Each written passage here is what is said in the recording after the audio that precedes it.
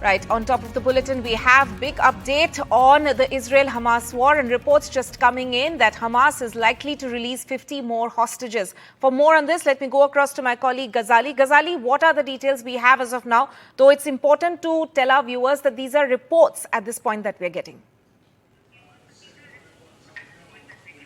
Certainly, the Israeli local media reports, some Arab media reports and media channels are suggesting that a negotiation was struck between US and Qatar, and then Hamas has claimed that it will be releasing 50 people with dual nationalities, and they will be released from the southern side of the Gaza Strip. And right now we are gathering the reports from the local media in Israel that the Red Cross officials will be going there to meet those 50 hostages and then bring them back into the Israeli territory. But when and how will that happen? This has not yet been revealed. No visuals are coming from that region as for now. But this was going on for the last many days, and that is exactly why we have reported that Israel has halted the ground invasion. The US had suggested Israel that let's get more and more hostages released from Hamas captivity. US officials were in touch with Qatar. Qatar has been a chief mediator whenever there is escalation between Israel and Hamas or Israel and other factions of Gaza. So this has certainly worked for US in convincing Hamas that there will be no land invasion or land incursion as far as the hostages are concerned. And the priority right now is being given to those with dual nationality as well as women and kids. We remember 2 other hostages were released recently by Hamas, a mother-daughter duo. So the focus is on to get the women and children from the captivity, released from the captivity of Hamas. And right now we are gathering that only 50 people more with dual nationality can be released by Hamas. Right. Red Cross officials are en route towards the southern side of the Gaza Strip, and once and as and when they receive it, then we'll get the confirmation. Right, Ghazali, stay with us. I'm also joined by Uma Shankar on this story. Uma, we are in fact getting these reports which are coming in of 50, a substantial number of hostages being released. Earlier, we saw a mother-daughter duo being released. Now, this number has gone up in the second tranche of hostage release. If we are seeing if it happens as it's being reported, that's going to be a substantial number. How do you interpret this entire situation at this stage of the Israel-Hamas war? जी देखिए, जिस तरीके से जो Israel की तरफ से ground offensive है उसमें डिले किया जा रहा है और अमेरिका की तरफ से जो एक लगातार दबाव इजराइल पे बना हुआ है कि वो अपने ग्राउंड ऑफेंसिव को डिले करे, और इस बीच जो कतर, जैसा कि गजाली ने भी बताया कि कतर की तरफ से एक मध्यस्थता की कोशिश की जा रही है, और इसमें ये खबर आई है कि 50 और बंधकों को जिनकी की दोहरी नागरिकता है उसको हमास की तरफ से रिलीज किया जाएगा।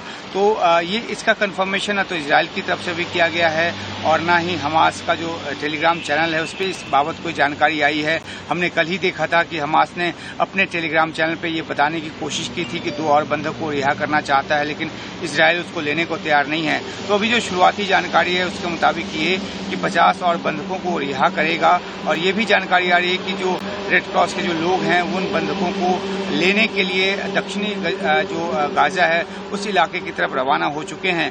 लेकिन अगर ये होता है तो एक बहुत बड़ी कामयाबी होगी, क्योंकि लगातार अमेरिका जो है वो जिस तरीके से एड भेजने की बात कर रहा है और जिस तरीके से फैसिलिटेट कर रहा है कि जो आम जो गाजा के लोग हैं जो कि अभी एक त्रासदी झेल रहे हैं उन तक ह्यूमैनिटेरियन एड पहुंचे, और ये सब हो रहा है कतर की पहल पे। कतर की तरफ से उनके विदेश मंत्री ने अमेरिकी विदेश मंत्री से बात की थी और ये कहा था कि गाजा में जो बमबारी है वो रोकी जाए, तनाव वहाँ पे घटाया जाए, और दक्षिणी जो गजा के इलाके में जो जहाँ की खान यूनिस में भी आज जो हमला हुआ उसमें 13 लोगों के मारे जाने की खबर है, लेकिन पिछले कुछ घंटों से रिपोर्ट ये है कि वहाँ पे इजराइल की बमबारी नहीं हो रही है। तो कहीं ना कहीं ये कोई सहमति बनी है और कहीं ना कहीं एक अंडरस्टैंडिंग जो है वो डेवलप हुआ है, और उसी के आधार पे जो ये रिपोर्ट की जा रही है कि 50 जो बंधक हैं उनको छोड़ने को हमास तैयार हो रहा है।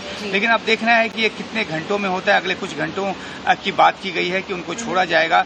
निगाह इस बात पे है कि ये 50 बंधक कब तक छोड़े जाते हैं, और इजराइल जो है वो अपने नागरिकों को, जो बाकी बचे नागरिक हैं, उनको छुड़ाने के लिए क्या करता है। Shifting focus now, and Moha Moitra's cash for query row has escalated further. In the latest, in an interview to Times Now, Darshan Hiranandani, CEO of the Hiranandani Group, has admitted that he did not sign the affidavit linked to the case under pressure and had in fact uploaded his questions on the Parliament portal using Moha Moitra's MP login while he was sitting in Dubai.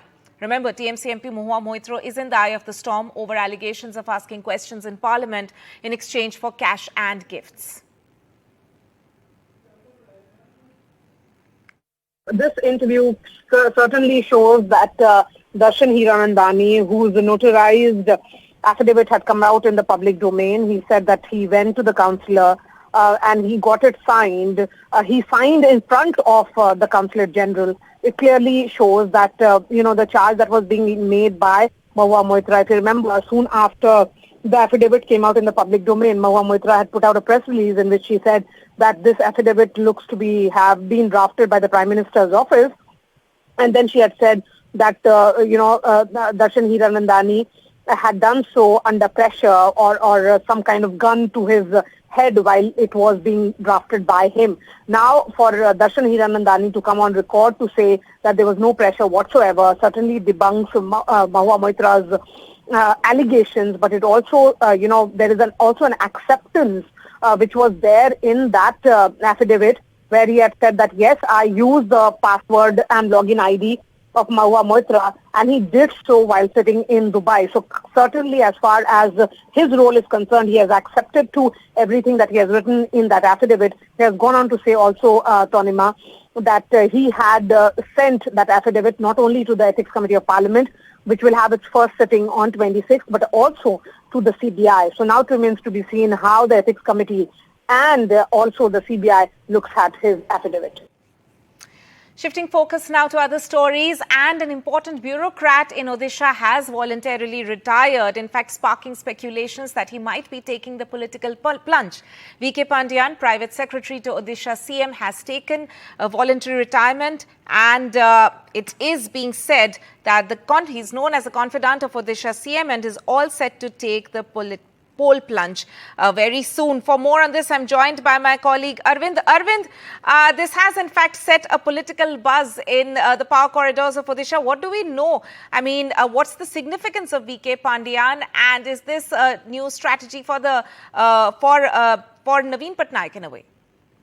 Tanima, the all-powerful bureaucrat of Odisha, who was the private secretary to Chief Minister Naveen Patnaik, IAS officer VK Pandan, has taken voluntary retirement from his service, and central has also approved his VRS. He applied for VRS on Friday, that's on October 20th. Within a span of 3 days, the centre has cleared his application for voluntary retirement, and that with also waiving the 3 months notice period. That means that VK Pandan VRS gets into effect from this very day when the centre cleared it. So from today, VK Pandan has got VRS, and what we are learning from our sources is that VK Pandan will be entering state politics. We are not sure whether he would be given an immediate position in BJD, because VK Pandan is all-powerful bureaucrat in the state of Odisha, because he got to the position of private secretary to Chief Minister Naveen Patnaik in 2011. For last 12 years, he has been this confidante of Chief Minister Naveen Patnaik, and there have been several reports that VK Pandan will be entering politics through BJD. We are to wait and watch how he will enter politics, either through Delhi, either through Rajya Sabha or to state politics. But this is a very important development ahead of state assembly elections in 2024. Arvind there with that report. Thank you so much for joining us.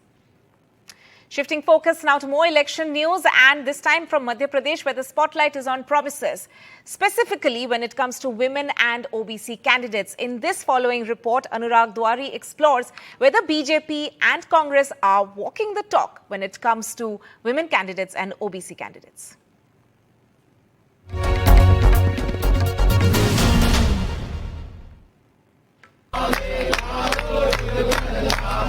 The players in battleground Madhya Pradesh have been identified. Both Congress and BJP have come out with their lists, with the grand old party announcing 229 names, while BJP has announced 228 names. Spotlight now on the promises they have made.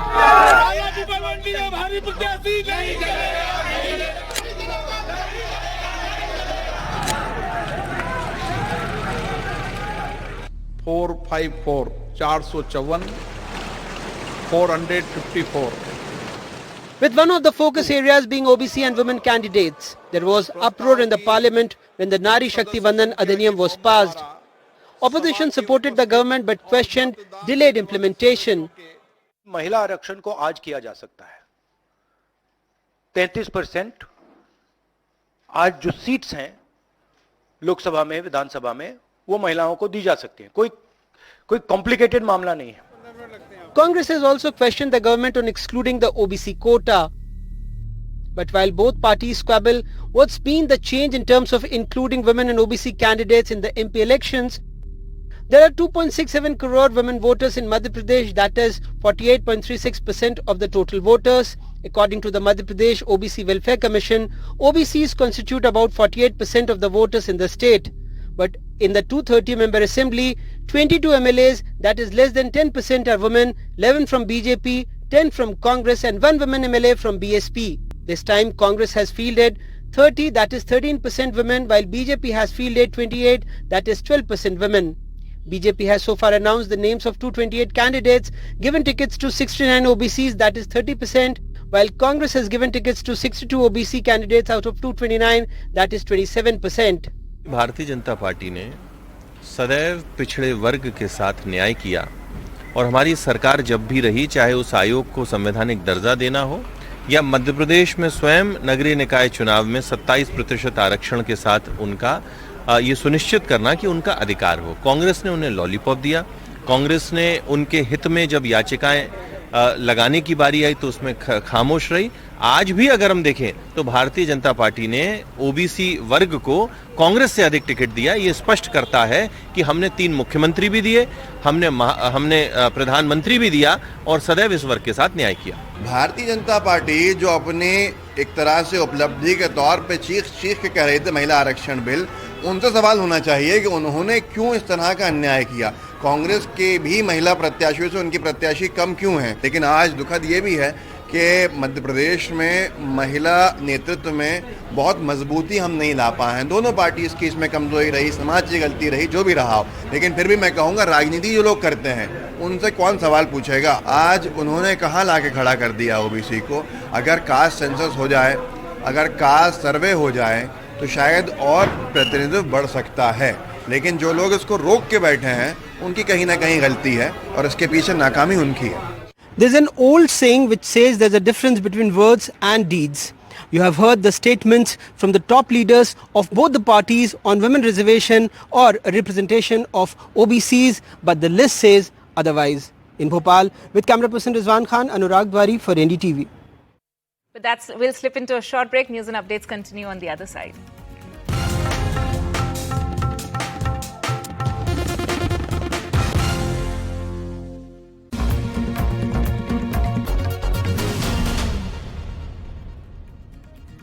Right, welcome back. Now an important story which is coming in from Ahmedabad, in which top tea tycoon Parag Desai, who is in fact was the executive director of Wagh Bakri, was in fact reported dead after he suffered from a fall, and according to the hospital, he in fact suffered a brain hemorrhage right after that. But what's interesting is that there are reports which say that Desai was apparently warding off a dog attack, following which he had that fall. Now, the hospital in a statement in Ahmedabad had in fact said, and I quote, "It was stated that the patient fell down after being chased by dogs, but apparently there were no dog bite marks on his body," unquote. The hospital also added that recently they've been getting a lot of dog bite cases. Several media reports claim that Desai fell after he was chased by stray dogs. The hospital has now issued a statement saying that though it was stated that the patient fell down after being chased by dogs, but apparently there were no dog bite marks on his body. So what had happened is he had gone out for a walk, he fell down, died a few days later due to hemorrhage. It was around 6 p.m. when he was brought to the hospital in Ahmedabad and was unconscious and not responding. But as you mentioned, the hospital clarified that there were no dog bite marks on the body. But a key important point that the hospital made was that they have been getting a lot of cases due to dog bites and accidents caused by stray animals.